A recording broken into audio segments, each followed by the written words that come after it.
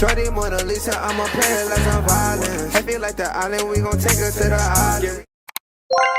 A lot of wild stuff going on in W right now. But before we get to the Sophie, Natasha Howard thing, some other stuff, we got to talk about this Unrivaled thing. This came out January 21st. But it says Unrivaled's debut night resulted in the most watched women's basketball games ever on TNT Sports. The opening night doubleheader peaked at 364,000 views, right? Now, there's been an updated thing on this. I was saying in one of my videos, I told you guys I'll do a follow-up from like the video I did before. But I said, I think the first night numbers or the first week numbers are going to be great. Then it's kind of going to die down from there. You know, if they can't figure out a way to maintain, viewership, which I was right. It says, according to Sports Media Watch, Friday night's game averaged 281,000. That's down 10% from week 1. And then Saturday's game averaged 98,000. That's down 2%. And then Monday's game was 166,000. That's another 10%. Then it's saying Unrivaled is averaging 194,000 viewers across TNT and True TV through 2 weeks, more than 50% worse than the average WNBA game without Caitlin Clark. And it's saying, you know, without Caitlin Clark, fans just aren't tuning in to Unrivaled, even with Angel Reese playing in the lead. Now here's my thing.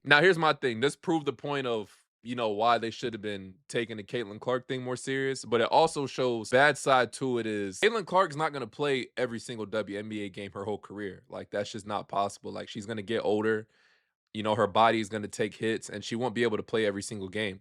So as of right now, if you're trying to say you don't really get great viewership unless Caitlyn is playing, that's a problem, in my opinion. I don't know who that next player will be that can help spread it out, but Unrivaled proved this is not anybody playing an Unrivaled. You get what I'm saying? So I spoke about this, and you know, a lot of people had comments about this. You know, a lot of people invest in Unrivaled. Like a lot of money went into Unrivaled. A lot of people put money in, and you know, people want to see return on investment. And I think she kind of briefly touched on that, but this is a clip I wanted to play. Unrivaled ratings are in for viewership and all the things. Any takeaways, Sue? What are your thoughts? They had a great opening night. I think Unrivaled, by every metric, has been super successful. They peaked at 364,000. They averaged 313,000 viewers. But I think the real story, and it's something we're seeing in all sports right now, I think the real story is in like social media impressions. They had 31 million views on their Bleacher Report Women's Sports TikTok alone. And like I said, it's something we're seeing in sports all over the place. Everybody's been talking about NBA ratings and viewership, NFL ratings and viewership. Interestingly enough, both are down. NFL is still higher than the NBA, but both are down. So at what point do you start talking about the other ways people are consuming sports nowadays? My favorite story is like you look at an NBA game and the viewership and it's whatever, still doing pretty well. And then you look at Wemby, you know, who went to Madison Square Park to play chess and like hundreds of millions of people Even I saw that. engaged and watched it. Exactly. So Megan, you know, it's something we've talked about is do we have to start looking at this differently? Yeah, I think we should rethink it. I think maybe we need to just like either add to the word viewership or just scrap it all together and find something new. I don't agree with that because you can equally say same thing for Fever games. Fever's games, it got millions of views. Like, people watched the whole game, millions of views. On top of that, they're adding, like, they just added Sophie Cunningham, Natasha Howard. They got a amazing team coming back. I think the viewership might even go up even more. They're gonna get millions of views. Like, millions of people are gonna tune into the Fever play. They're getting millions of views for impressions on social media. Like, it all plays an element. The Fever actually being watched all the way through. So I can't really agree with that. You can say that for anything if that's the case. You know what I'm saying? UFC, I don't know what the UFC viewership is, but I love watching UFC clips on Twitter and YouTube. That count as some impressional shit.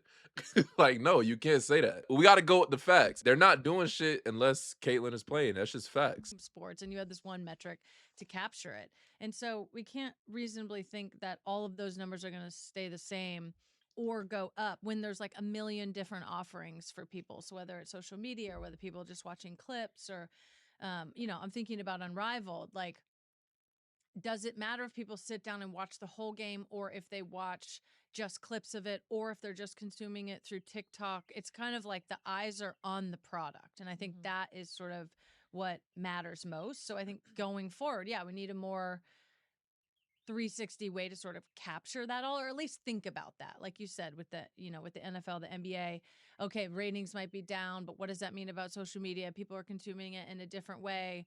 It might not, you know, sort of on the surface mean what it says you think it's meaning. But there's so many more options now, and I think it's great that there are these options for fans to engage in a different way for whatever reason. Looking at the Fever, a lot of stuff has happened. So Sophie Cunningham has been traded to the Indiana Fever. Natasha Howard also went to Indiana Fever. Also, Natasha Howard signed with the Indiana Fever as a free agent. So this was two big gets for the Fever. They traded Nalissa Smith. Two big important pieces for the Fever, in my opinion. Fans been bringing up this clip of Sophie talking about Caitlin. I'm gonna play this for y'all. Why does everybody hate Caitlin Clark? And do you Oh my do you hate Caitlin Clark? Come on, No, talk to dude. me. Absolutely not. I think that she's a gem. I've never really, I didn't know her, but All Star Weekend, we kind of bantered back and forth a little bit. And she's lovely. She has a lot of pressure on her shoulders. And I think a lot of people always have a lot to say with people they don't even know or shoes they've never been in. And for me, I think she's handling the pressure very well. She's doing a lot of great things for women's basketball. And I'm a fan. Like, I would love to play with her one day, for real. But is it She got her wish. Is that? What's it might not be from you, but like what is the, I mean, it feels on, it's not hate, but is it jealousy? Is it envy? Is it just like, what is it? Yeah, I see both sides. I'm not an extremist in any way. Yeah. And so I like to see both sides of each party. I think when you have older people in the league, they work their tails off and they didn't get the recognition. They don't get paid millions of dollars before they even step on the court. You know what I mean? And Yeah. for them, it's all about, okay, well, what are your stats? What are you doing for the actual game? Like, while you're playing. Yeah. And then for them, this is amazing for women's basketball. This is amazing for women's sports in general. You have so many people, so many new and fresh eyes on our sport that maybe they're a little uneducated and maybe they kind of stir the pot a little bit. And so I get that. But for that class to come in, you have her, you have Angel Reese, you have some other big names, but really those two and the amount of millions of followers that they brought to our league, you have to applaud them and you have to be fans of that. Because if you're smart, it's not about money, but if you're smart, you're going to be making a lot more money too because of those guys. Well, like, which for Kelsey, she did this interview like on her decision making, re-signing with the Fever. They brought out the red carpet for her too. I think right time and right place. I put in some work with the ladies only a year ago. Obviously, changes were made, but that group was in the core of that group. I think it was a lot of good basketball played. Now I think that I want to try it again. So that had been close to home and been, my dynamic is different in family. So to be close to my family, still get one more year at it. To have them support me is a really big deal, so I'm excited. I think for me, it was about, connecting with the coaching staff that was new, and giving myself a chance to, hang loose and actually get to know who they were without judgment. I think those conversations went so well that it kind of, pivoted me back to Indy. Really developing in a lot of great ways. I see a lot of growth in our department as far as, myself wanting to be a leader and having these conversations. So to having with Kelly and, all the work she's done to even, put me in this position, I'm super grateful. Anxious, I didn't know what was happening, but I was also grateful because, some of those same faces I've seen since year one. So to still be around year 7, year 8, I'm excited. I just knew that I felt really comfortable in that piece of my decision. Obviously, the higher power, he talked to him about it, and it came clear to me. I was content, really settling in about my decision and the decision I made. So basketball, very much so up tempo. We're going to play hard, we're going to play gritty. I look forward to us, making this world pay as far as seeing women's basketball, what it is, and I hope that we can display that really well. Caitlin, do any recruiting? She on you? Just a little bit, but that's my girl, man. I think, she's already put the word on notice, but, to play alongside of her again would be really fun. Want to watch film with me, seeing what my game can keep flourishing. Taking the extra leap to kind of figure out me and who Kelsey Mitchell is, and one that time so I can appreciate all those conversations. Kelsey, I showed this before. This is the red carpet thing I was talking about. This is pretty dope. This hard.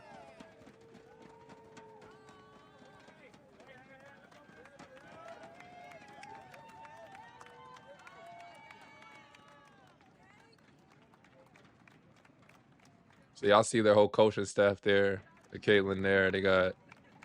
I think all 4 of them are new, if I'm not mistaken. The last thing I'll show, Stephanie White. There was also an exclusive interview with Stephanie White. I think she was talking about getting Kelsey, her plans moving forward and things like that. I mean, it was priority number 1. Re-sign Kelsey. She's such an important part of our plan as a staff and what we want to do on both ends of the floor. She's been such a great ambassador for this franchise, for this city. So it was priority number one to get her back. So I'm excited. I'm excited to think about the X's and O's that we can have with her and Caitlin and AB on the floor and our core three and what we can do. And more than anything, just the person that she is to continue to be a representative and ambassador for our franchise. She's a key cog in everything that we do. I mean, her ability to get downhill, her ability to knock down the three, to play in transition. You know, I feel like we can get creative in how we get her touches, the ways that we can help her game open up even more. You know, she's going to be a key in everything that we do. And, you know, with her and Caitlin and Aaliyah on the floor together and utilizing them in multiple actions, it's going to be critical. And it's something that we've been looking forward to as a staff. And so to finally have it signed, sealed, and delivered, it makes it exciting. Being able to connect with those that are here and connect with those that aren't, whether it's you know, FaceTimes or Zooms or text messages. I think the foundation of just building relationship and understanding, you know, who I am and what we're about as a staff and the direction that we're going. You know, this is a great young group who's hungry for success. And for me, building relationship is step number one. 100%. I mean, even walking in the building tonight, you know, seeing the ushers and everybody who's working in the environment and just giving hugs. And, you know, it really is. I grew up here. I've grown up here in this organization. So for me, it is coming home every single day, and I've felt that family vibe. And we want our players to feel that family vibe. I mean, every single day. It's been great. You know, she's a hard worker. She's a perfectionist. She wants to be great. And when you have somebody who is willing to put in the work, somebody who's willing to be coached, somebody who wants to be great, I mean, the sky's the limit, and we've enjoyed working with her. She's going to continue to get better and continue to grow. Yeah, I think they have a lot of tough decisions to make, but they got a loaded team now. On top of that, the W, it looks a lot different. I'm interested to see what happens. It's like everyone's getting thrown all over the place. So Melissa Smith, you know, there's a lot of moves going on. So yeah, it's pretty crazy. We'll see what happens. Let me know your thoughts on that in the comment section. I thought that was pretty crazy. I want to catch you guys up on everything. And as always, it's your boy.